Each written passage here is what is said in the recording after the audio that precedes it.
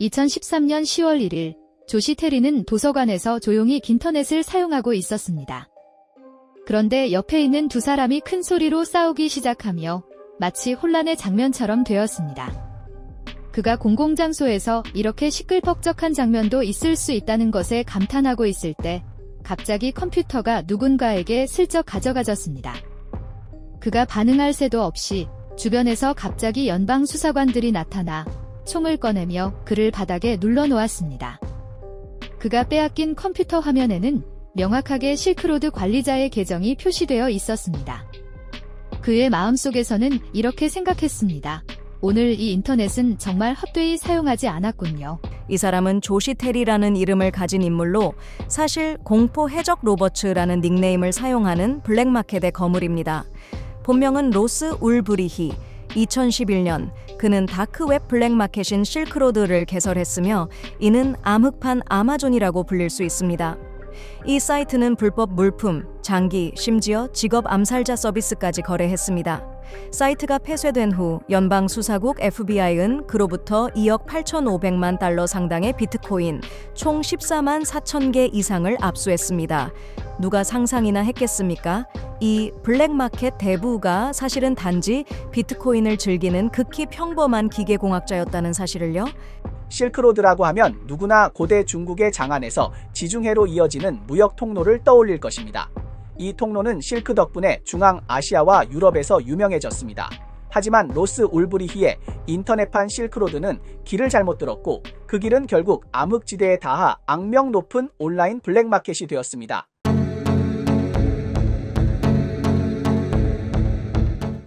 경찰 증거에 따르면 2011년부터 2013년까지 실크로드는 블랙마켓 버전의 아마존처럼 글로벌 100만 명의 고객을 대상으로 불법 제품을 판매했고 그 총 거래 금액은 12억 달러에 달했습니다. 창립자 로스는 이 과정에서 8천만 달러의 수수료를 쉽게 벌어들였습니다. 이 블랙웹 CEO는 물건을 전부 팔았을 뿐만 아니라 돈도 대단히 많이 벌었습니다. 그러나 실크로드의 창립자 로스 울브리히는 영화 속 악당처럼 흉포한 갱단 두목이 아닙니다. 사실 그는 고급 기술 창업의 가능성을 가진 인물이었으나 결국 창업을 범죄로 바꾸고 말았습니다. 로스 울브리히는 대학 시절부터 괴짜적인 재능을 보였습니다. 그는 수학 올림피아드에서 우승하기도 했고 워해머 전쟁 게임 A에 열광했습니다.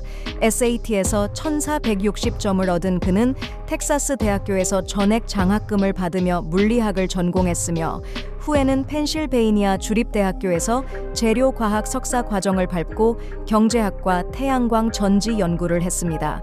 그는 여러 편의 논문을 발표했고 여러 상도 수상했습니다. 로스는 그의 소셜미디어에 내 인생 목표는 인류의 지식의 경계를 확장하는 것이라고 썼습니다. 그러나 2009년 졸업 후 그는 여러 번 창업에 실패했습니다. 중고 서점도 열었고 사회 공헌 프로젝트도 시도했으나 별다른 성과를 얻지 못했습니다. 그러던 어느 날 그는 비트코인에 우연히 접하게 되었고 그의 인생 궤적은 지식의 경계를 넘어서게 되었습니다. 비트코인, 이 은행과는 전혀 관계없이 오직 암호만으로 이루어진 가상화폐는 로스에게 자유의 희망을 보여주었습니다. 그는 무정부주의와 오스트리아 경제학자 루트비히 폰 미제스를 통해 영감을 받아 경제적 자유가 진정한 자유라고 믿게 되었고 세금과 정부를 폭력적 독점 기업으로 간주했습니다. 2011년 1월 그는 자유주의 열정을 품고 공포의 해적 로버츠라는 가명을 사용해 자학한 프로그래밍 기술로 다크웹 거래 플랫폼 실크로드를 만들어 첫 번째 거래자가 되었습니다. 그의 눈에는 이 플랫폼은 단순한 지하시장이 아니라 자유시장 이상을 실험하는 장이었습니다. 이번 창업은 단순히 돈을 벌기 위함이 아니었습니다.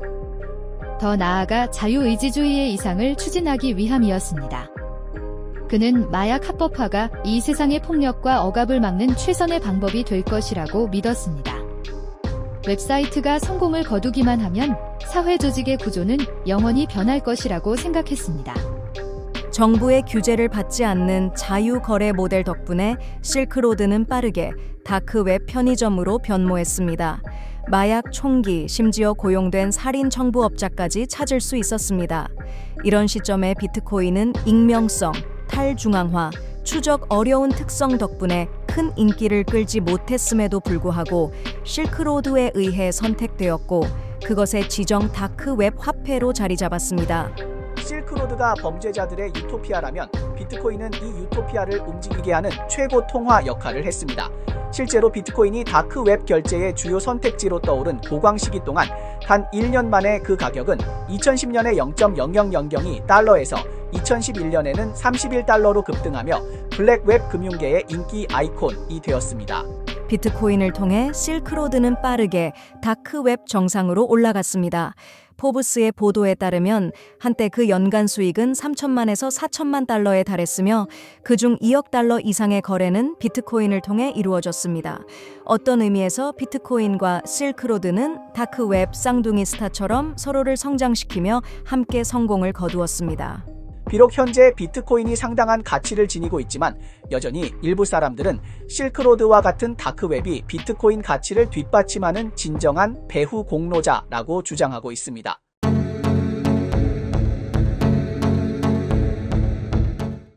실크로드의 공공연한 지하 거래는 이미 미국 사법부의 시선에 들어왔습니다.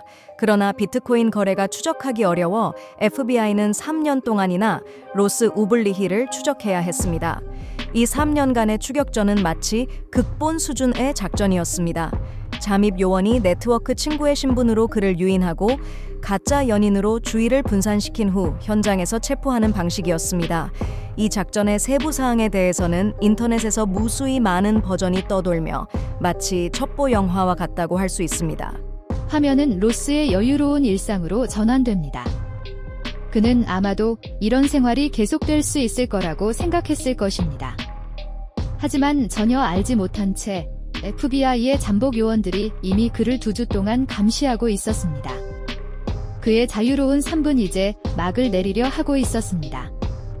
하지만 이번 작전의 복잡성은 상상을 초월했습니다. FBI는 손을 떼지 않았습니다. 그 이유는 체포할 때 확실한 증거를 확보해야 했기 때문입니다. 그래야만 로스가 자신이 테러 해적 로버트 딤을 부인할 수 없게 만들 수 있었습니다. 작전 목표는 분명했습니다. 그가 실크로드 관리 화면을 조작하는 동안 손이 아직 키보드 위에 있을 때 단 한 번에 잡아야 했습니다. 또한 그가 컴퓨터를 끄거나 데이터를 삭제할 시간이 없도록 막아야 했습니다. 정확하고 치밀한 체포 작전이 조용히 진행되고 있었습니다. 영화나 드라마에서 등장하는 체포 장면은 마치 비현실적이지만 실제로 ABI의 작전은 매우 깔끔하고 효율적이었습니다. FBI는 아무런 방비가 없는 로스를 추적하며 그가 도서관에 앉을 때까지 기다렸다가 잠입 요원이 온라인 친구로 접근하여 그를 안정시켰습니다. 그 후 또 다른 두 요원은 커플 싸움을 벌여 그의 주의를 분산시키고 혼란을 틈타 그의 컴퓨터를 빼앗아 손목을 붙잡았습니다. 이 29세의 다크웹 마약왕은 그렇게 체포되었습니다. 로스의 체포 소식에 그의 가족과 친구들은 충격을 받았습니다. 이럴 수가, 그가 절대 아니야. FBI는 그에게 거래를 제안했습니다. 유죄를 인정하면 10년형, 거부하면 결과는 자업자득. 로스는 거부를 선택하고 무죄를 주장했지만 증거는 차고 넘쳤습니다. 그가 5명의 살인을 의뢰했다는 혐의도 있었으나 시체는 한 구도 발견되지 않았으므로 모두 가짜 사진을 받은 것으로 보입니다. 결국 로스는 2개의 종신형과 40년형을 선고받았습니다. 실크로드의 직원들도 차례로 체포되었고 이야기는 여기서 끝이 났습니다. 결말은 비극적이었고 세부사항은 상상에 맡기겠습니다. 2013년 로스 우블리히는 체포되었고 실크로드는 폐쇄되었으며 FBI는 그의 계좌에서 14만 4천 개의 비트코인을 압수했습니다. 그러나 이것이 범죄자들의 행태를 막지는 못했습니다. 그들은 새로운 방법을 찾아 불법 거래를 계속하고 그 비트코인을 세탁하려 했습니다. 국토안보조사국 DHS의 한 관계자는 실크로드는 다쳤지만 해커들은 멈추지 않았다고 말했습니다. 로스가 체포된 후 미국 정부는 그의 지갑에서 14만 4천 개의 비트코인을 압수했습니다. 지금 이 비트코인들의 가치는 수백억 달러에 달합니다. 이 조치는 큰 논란을 불러일으켰습니다. 많은 사람들은 플랫폼 창립자인 로스가 사용자들의 불법 행동에 대해 전적으로 책임지지 말아야 한다고 생각했습니다.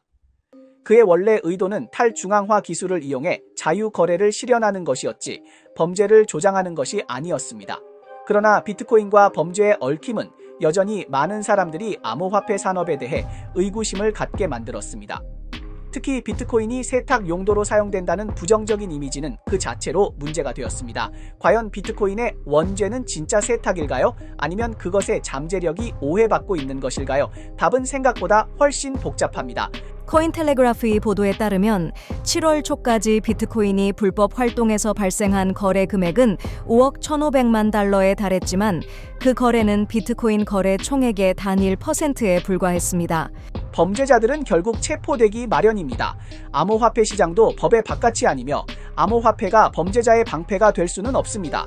비트코인 자체는 잘못이 없고 잘못된 것은 비트코인을 불법적으로 사용한 사람들입니다.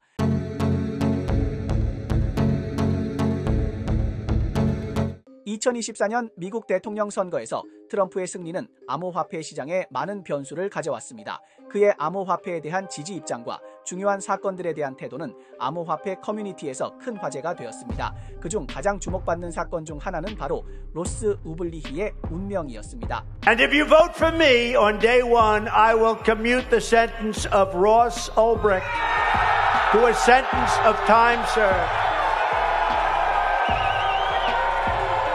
트럼프는 저녁 연설에서 로스 우블리히의 석방을 약속했으며 이에 현장 관중은 열렬히 환호했습니다. 많은 이들이 로스를 석방하라는 팻말을 들고 있었습니다. 트럼프가 이번 대통령 선거에서 승리하자 암호화폐 커뮤니티의 많은 지지자들은 로스가 특별 사면을 받을 기회를 맞이했다며 기대하고 있었습니다. 트럼프는 첫 임기 동안 여러 논란이 있는 인물들을 사면한 바 있는데 암호화폐 커뮤니티는 그가 이번에도 그 전통을 이어가 로스에게 자유를 가져다 줄 것이라 믿고 있습니다. 트럼프는 저녁 연설에서 로스 우블리히의 석방을 약속하며 현장 관중들은 뜨거운 환호로 응답했습니다. 많은 사람들이 로스를 석방하라는 팻말을 들고 있었습니다. 트럼프의 대통령 선거 승리와 함께 암호화폐 커뮤니티는 로스가 사면을 받을 가능성에 큰 기대를 걸고 있습니다. 트럼프는 첫 임기 동안 몇몇 논란이 있는 인물들을 사면했기 때문에 그의 지지자들은 그가 이번에도 로스에게 손을 내밀어 자유를 선사할 것이라고 믿고 있습니다. He's already served 11 years. We're going to get him home. We're going to get him home. That is why I'm committing to you tonight that I will put a libertarian in my cabinet and also libertarians in senior posts. Combined with us in a partnership, we're asking that of the libertarians. We must work together. 로스를 특사하면 트럼프는 암호화폐 커뮤니티에서 많은 팬을 얻을 수 있을 것입니다. 또한 암호화폐의 합법성과 자유거래에 대한 새로운 논의가 촉발될 것입니다. 지지자들은 이것이 그의 명성을 높이고 암호화폐 합법화 과정에도 긍정적인 영향을 미칠 것이라 기대합니다. 하지만 반대자들은 로스가 실크로드에서의 범죄에 대한 책임을 져야 한다고 주장하며 그를 특사하는 것은 잘못된 신호를 줄 수 있다고 경고합니다. 그들은 로스의 이상은 높지만 결국 사회에 상당한 문제를 일으켰다고 비판합니다. 로스의 운명에 대한 논쟁은 여전히 진행 중입니다. 지지자들과 반대자들 간의 의견은 갈리고 있으며 그 결과가 어떻게 될지는 미지수입니다. 그러나 로스의 이야기는 분명히 암호화폐 역사에서 중요한 한 장을 차지하게 될 것입니다. 2015년 로스는 실크로드를 창설하고 운영한 혐의로 2번의 종신형과 40년형을 선고받았습니다. 실크로드는 더 이상 존재하지 않지만 그것은 비트코인의 첫 번째 실세계 사용 사례로 여겨집니다. 암호화폐 커뮤니티의 많은 이들과 자유주의자들에겐 로스는 희생자이자 정부의 권한 남용과 그의 헌법적 권리를 침해한 예로 여겨집니다. 그렇다면 과연 로스를 구할 수 있는 인물이 나타날까요?